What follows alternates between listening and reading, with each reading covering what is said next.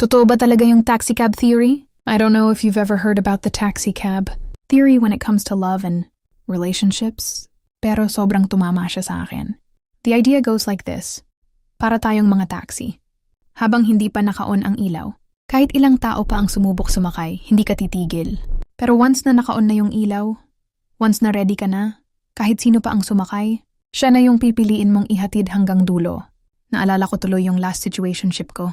Galing siya sa long-term relationship bago kami nagkakilala. Engaged pa nga sila noon, pero eventually naghiwalay. Tapos ayun, dumating siya sa buhay ko, at kahit walang label, it felt like something real.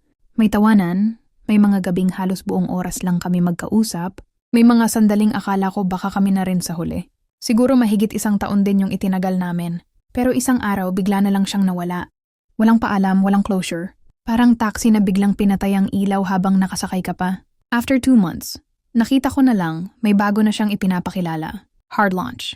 At sa loob pa ng parehong taon, nagpakasal sila. Doon ko mas naintindihan yung taxi cab theory. Hindi pala ako yung hinintuan niya. Hindi ako yung pasahero na kaya niyang dalhin hanggang dulo. Masakit tanggapin, oo. Pero natutunan ko rin na hindi ibig sabihin nito na hindi ako sapat. Minsan timing lang talaga. Love works in strange ways. Hindi porket ikaw ang kasama sa mahabang biyahe, ikaw na rin ang makakasama hanggang huli. Kaya ngayon, iniisip ko, ikaw ba? Naniniwala ka sa taxi cab theory? O baka naman sa tingin mo, choice lang talaga lahat?